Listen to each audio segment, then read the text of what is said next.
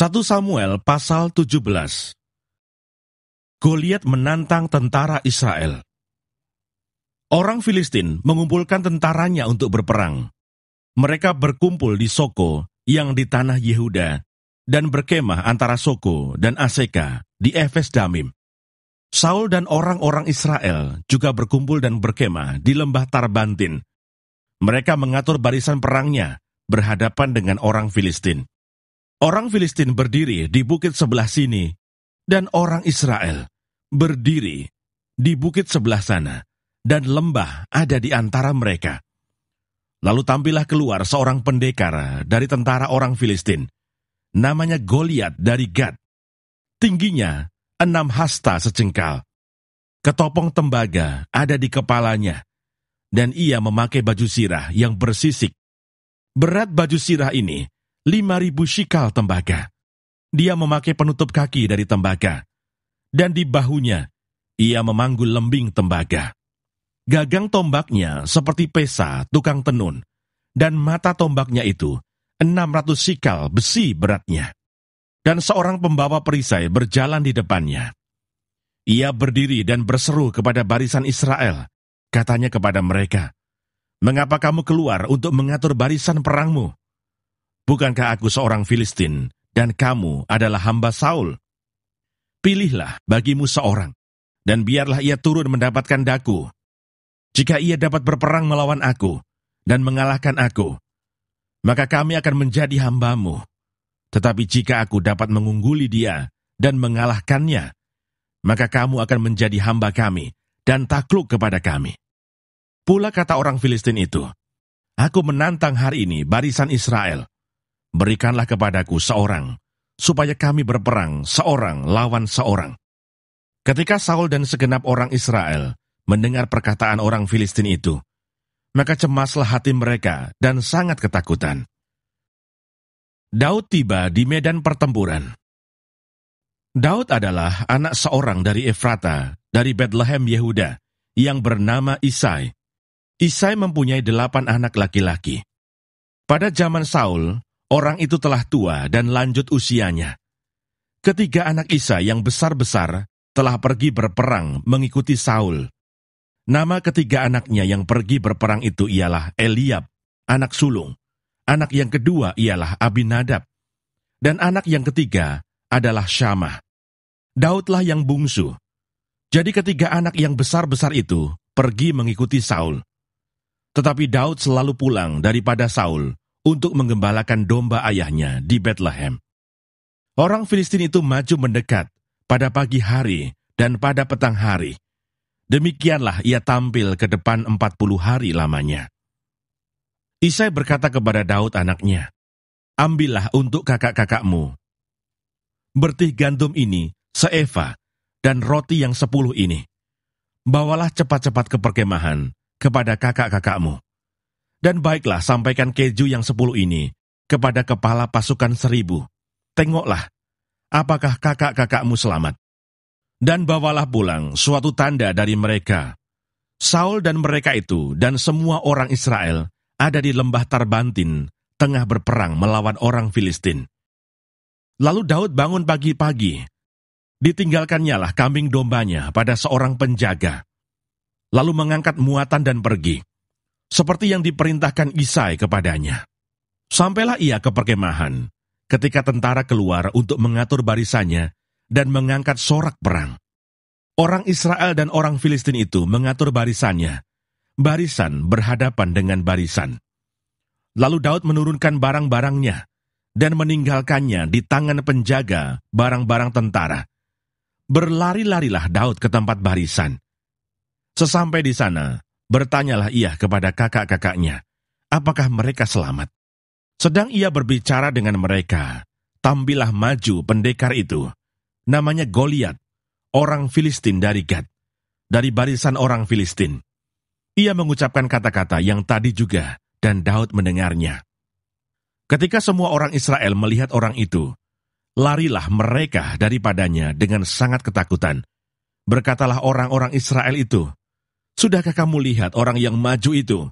Sesungguhnya, ia maju untuk mencemoohkan orang Israel. orang yang mengalahkan dia akan dianugerahi raja kekayaan yang besar. Raja akan memberikan anaknya yang perempuan kepadanya, dan kaum keluarganya akan dibebaskannya dari pajak di Israel. Lalu berkatalah Daud kepada orang-orang yang berdiri di dekatnya, apakah yang akan dilakukan kepada orang yang mengalahkan orang Filistin itu, dan yang menghindarkan cemooh dari Israel? Siapakah orang Filistin yang tak bersunat ini, sampai ia berani mencemoohkan barisan daripada Allah yang hidup? Rakyat itu pun menjawabnya dengan perkataan tadi. Begitulah akan dilakukan kepada orang yang mengalahkan dia. Ketika Eliab kakaknya yang tertua mendengar perkataan Daud kepada orang-orang itu, bangkitlah amarah Eliab kepada Daud sambil berkata, "Mengapa engkau datang, dan pada siapakah kau tinggalkan kambing domba yang 2-3 ekor itu di padang gurun?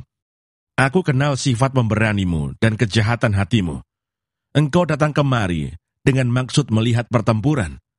Tetapi jawab Daud, "Apa yang telah kuperbuat? Hanya bertanya saja." Lalu berpalinglah ia daripadanya kepada orang lain dan menanyakan yang sama. Dan rakyat memberi jawab kepadanya seperti tadi. Terdengarlah kepada orang perkataan yang diucapkan oleh Daud. Lalu diberitahukanlah kepada Saul. Dan Saul menyuruh memanggil dia. Berkatalah Daud kepada Saul, "Janganlah seseorang menjadi tawar hati karena dia.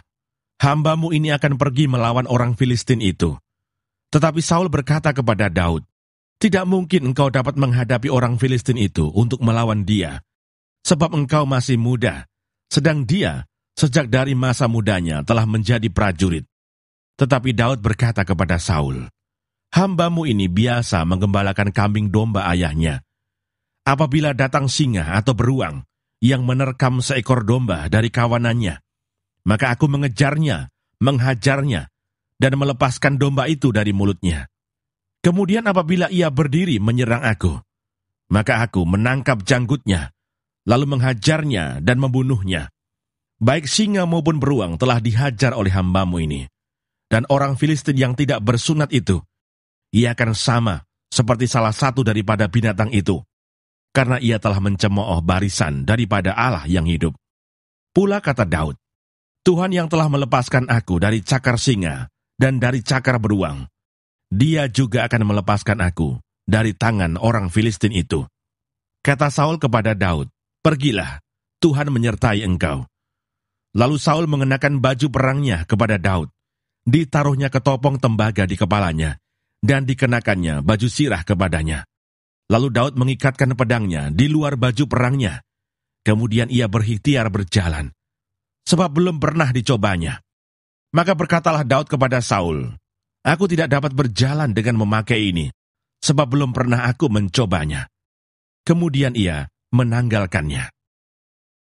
Perkelahian Daud dengan Goliat. Lalu Daud mengambil tongkatnya di tangannya. Dipilihnya dari dasar sungai 5 batu yang licin dan ditaruhnya dalam kantung gembala yang dibawanya, yakni tempat batu-batu, sedang umbannya dipegangnya di tangannya. Demikianlah ia mendekati orang Filistin itu. Orang Filistin itu kian dekat menghampiri Daud, dan di depannya orang yang membawa perisainya.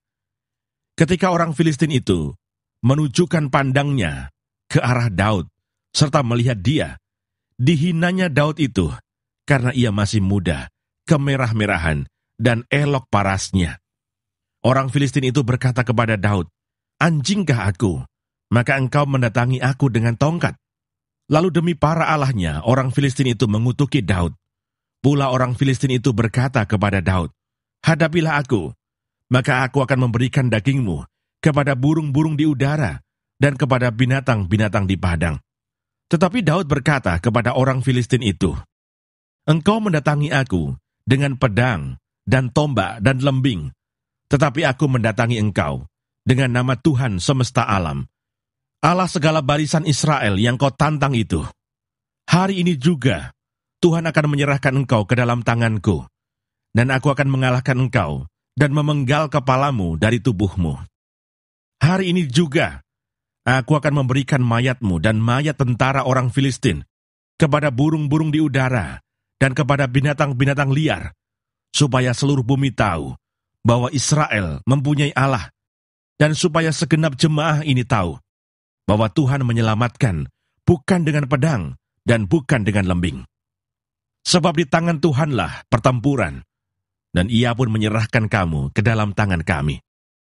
Ketika orang Filistin itu bergerak maju untuk menemui Daud, maka segeralah Daud berlari ke barisan musuh untuk menemui orang Filistin itu.